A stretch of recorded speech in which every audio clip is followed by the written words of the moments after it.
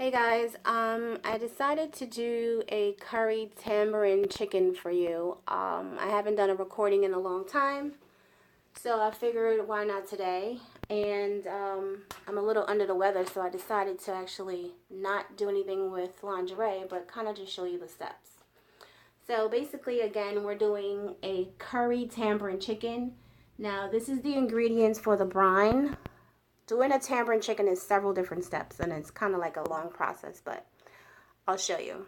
Obviously, here's the tamarind. This is my wet tamarind. This is what I'm going to be using. But I'm not using this for the brine, so I'm just going to put that to the side. I just wanted to show you what the actual tamarind looked like. But in regards to my ingredients, what I have right now is I have 4 cups of water in this pot. I also have 4 tablespoons of brown sugar, 4 teaspoons of salt, 1 teaspoon of white pepper. If you have black pepper, you can use that as well.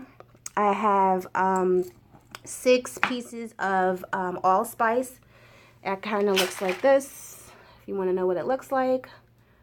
And I have 1 tablespoon of ginger powder.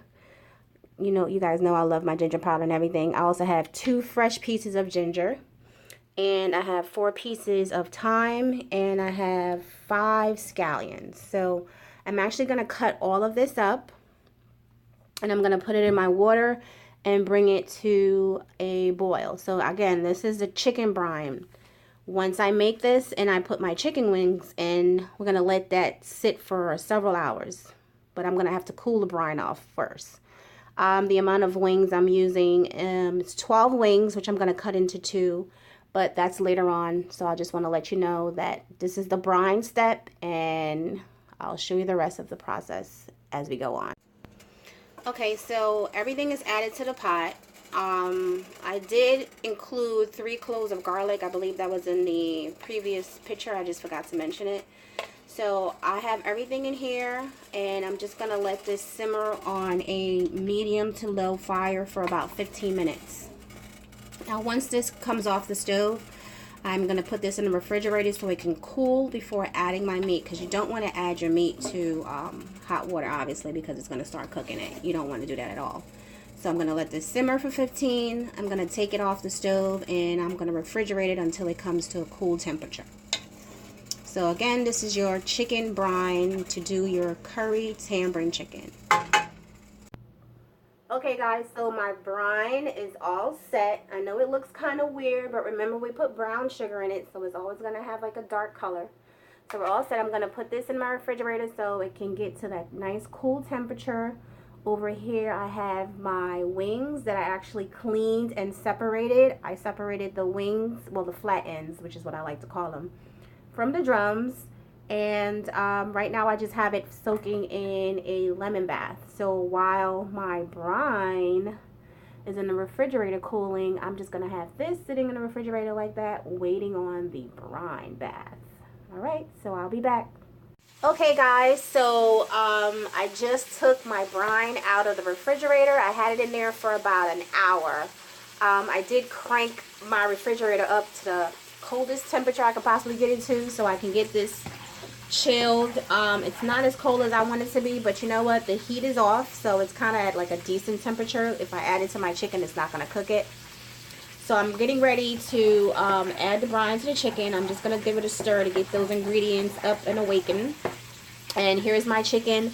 I poured out that lemon bath that I had it originally soaking in. So I'm actually going to just add my brine. And once this is added, this is actually going to go back into the refrigerator for about 2 to 3 hours. Because you need all that ingredients to get into that chicken. It's going to be so good when we get it going. I promise you. So, yep. Mix it in really good. Cover it. And put it back in the fridge for about 3 hours. And I'll show you the outcome. Okay, the chicken is all set and ready for the next step. I have to be honest. I actually left it in there for way more than 3 hours. I left it overnight.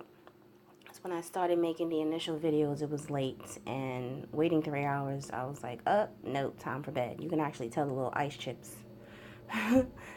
that's on there because it was in there all night. But I'm going to drain this out, and I'm going to start the sauce first, and then I'm going to get these chicken going. So I'll show you the ingredients for the tamarind sauce. Okay, so here are the items for me to start the tamarind sauce. This is the tamarind out of the package, obviously. I'm going to put some crushed red peppers in there because I want it spicy. 1.5 cups of water. A piece of fresh garlic that I'm actually going to grate in there this time. 2 garlic cloves and 2 pimento peppers. So let me get this started and I'll be right back. Alrighty, so here we are. This is the tamarind paste. I started off with the 1.5 cups of water. Broke the paste up in the water. Grated my ginger and my garlic. Added a 1/2 teaspoon of crushed red peppers, and then I just stirred it around, and then once I was able to break up the paste, I added another 1.5 cups of water. So altogether it's going to be 3 cups. I'm just going to let this simmer really well, and then I have to strain the seeds out because all I need is the actual juice. I'm thinking I might add a little bit more because this paste is really thick. So I may add 1 more cup of water. So altogether 4 cups. It's starting to bubble. This piece of tamarind paste I got seems to be way more dense than the other I've used in the past. It's taking up way more water than normal.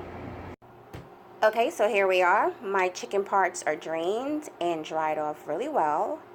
Be sure to dry off your chicken parts because we're going to fry these. And we don't want to add any chicken parts with water on it to hot oil. Yeah, that's going to be a disaster waiting to happen. So make sure and dry them off really well. And I'm going to add my curry powder. I actually started adding a little bit, if you can see that, to my chicken.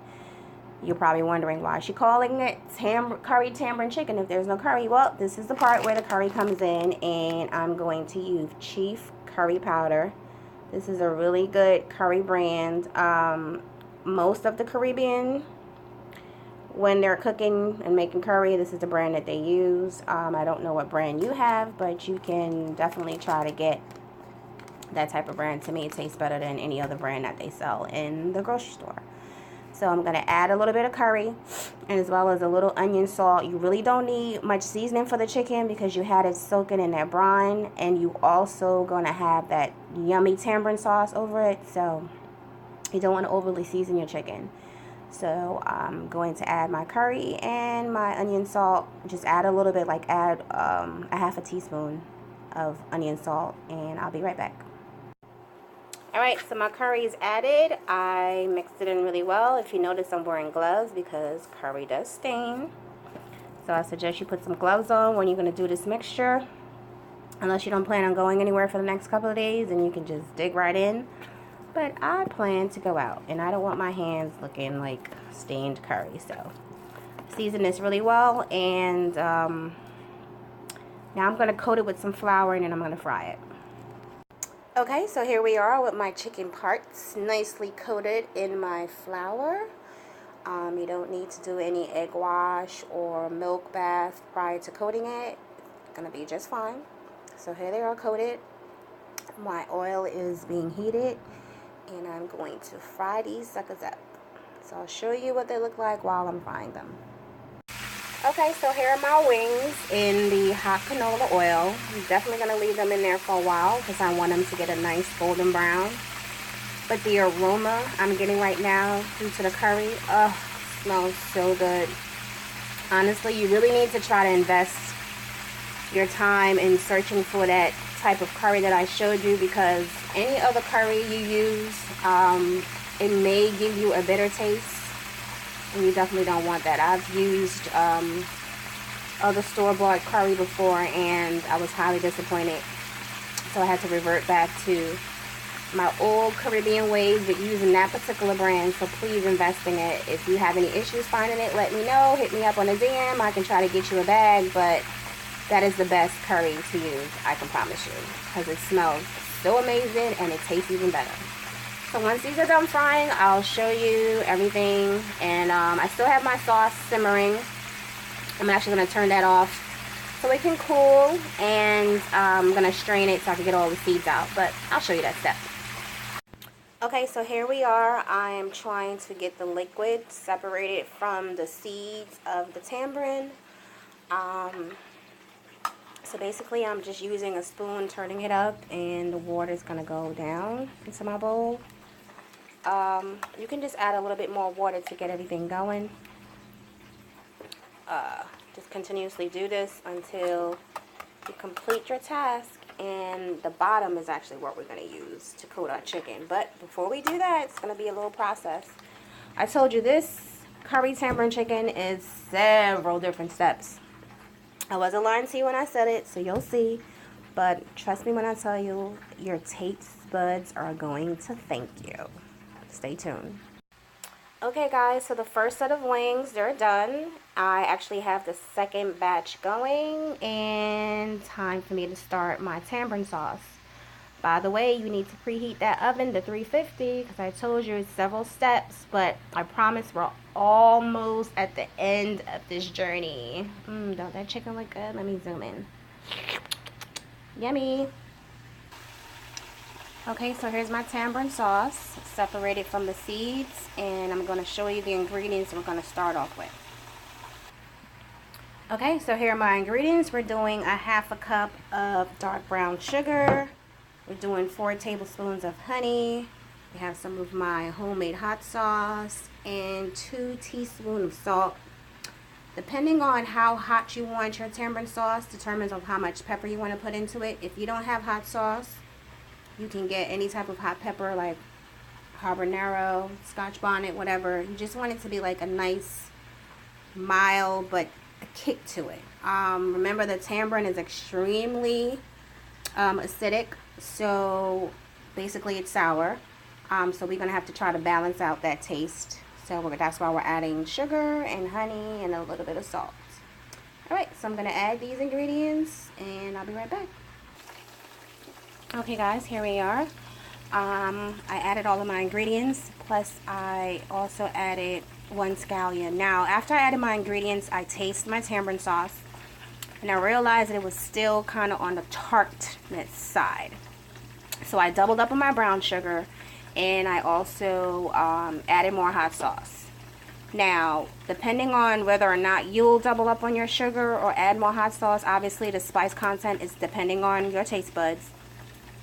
But the sugar will be based on how much tamarind juice you were able to extract. Like, I was able to extract a lot because my tamarind paste were really dense, so I had to keep adding water, which is why I was able to add more sugar.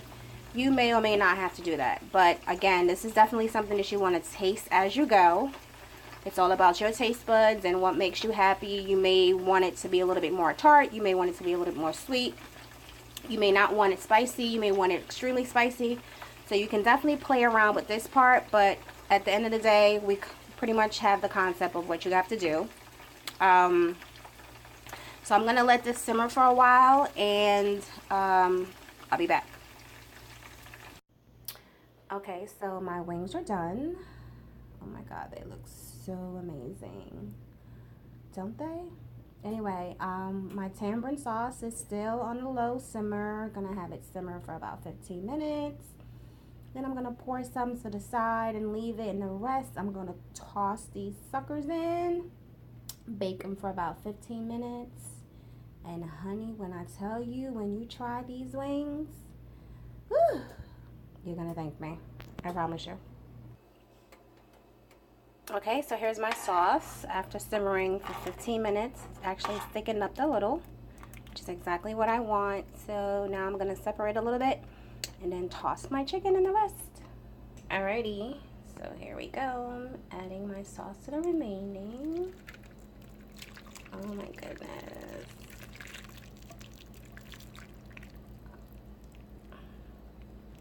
And I'm going to mix that up and add it to my baking sheet. Okay, so here we are. My chicken is added to my baking sheet. I'm gonna put it in the oven for about 10 to 15 minutes, just so it can get a little sticky, and I'm going to enjoy. Now, you don't necessarily have to put it in the oven if you don't want to.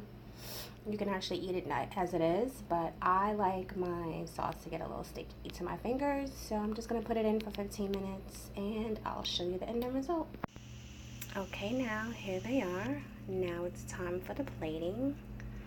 You cannot tell me that doesn't look good. I can promise you it tastes even better. Okay, so I'm all done with my plating. Looks really good. I got a couple extra sauce down there, but it's all good. And this is basically what it's gonna look like. Yum yum.